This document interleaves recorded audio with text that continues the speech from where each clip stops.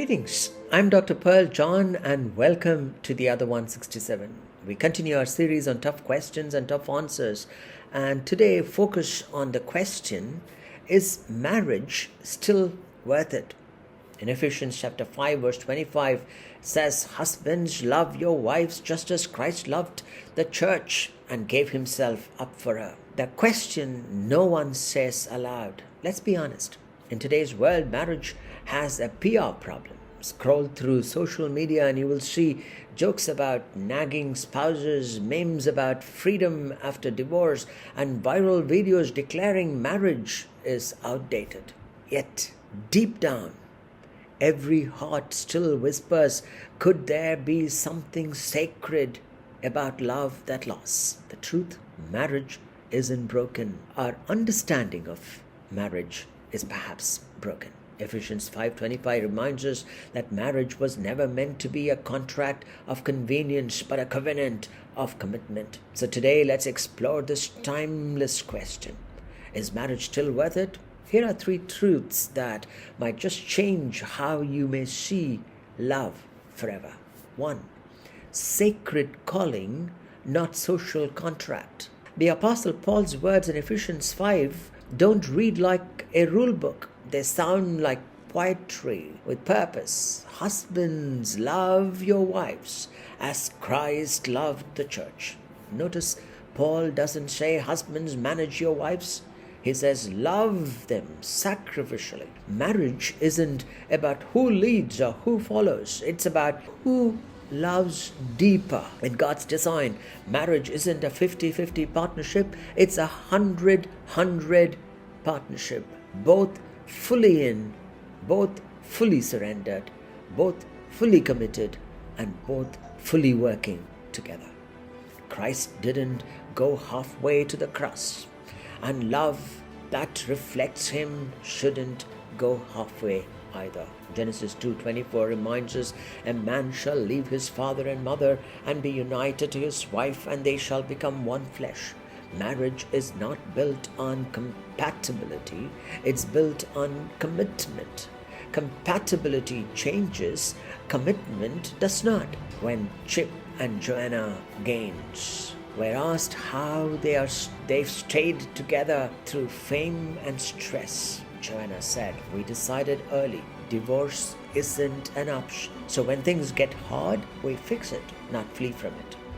That's covenant love, not contract love.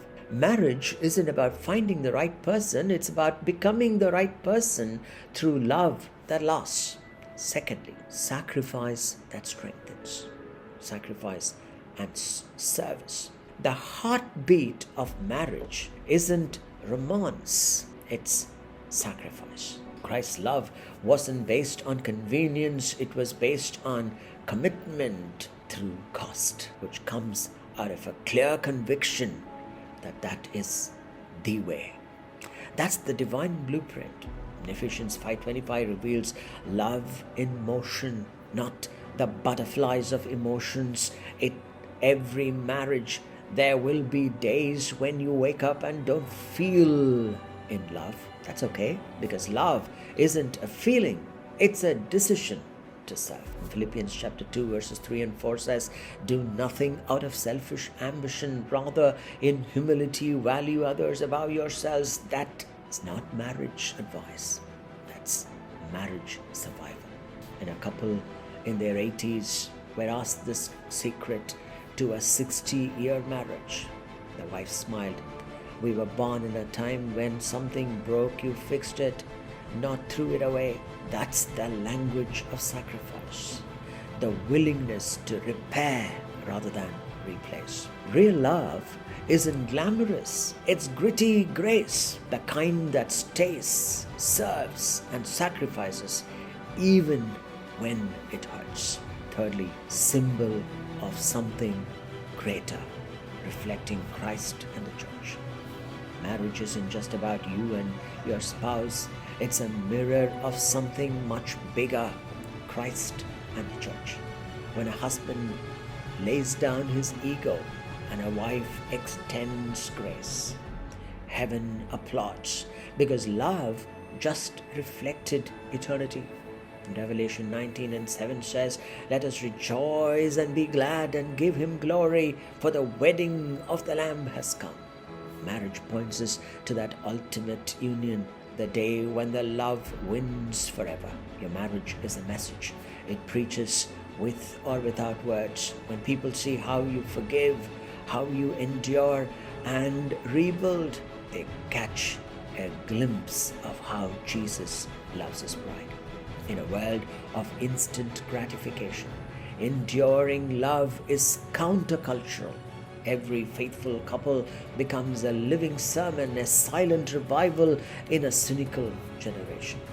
Marriage isn't a destination, it's a declaration. Every "I still do" whispers to the world, Christ still loves his church. Let me pull this to a close. Why marriage still matters?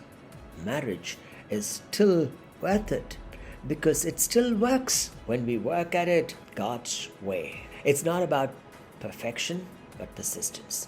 It's not about passion fading, it's about purpose enduring. So if your marriage feels weary, don't give up. Look up, because the same God who turned water into wine can turn your weariness into wonder again. So marriage is sacred, not outdated. Sacrifice isn't loss, it's love in action. Your marriage is a mirror of God's love story. Let me ask you to respond. Speak to one word of life into your spouse. If you can determine to forgive your spouse quickly, serve selflessly, love deeply. Because when you love like Jesus, marriage isn't worth it, it's worship. This is Pearl John signing off, the other 167. Thank you for watching. We'll continue our series, Tough Questions and Tough Answers, next week. Until then, have a wonderful weekend and a fabulous week ahead. God bless.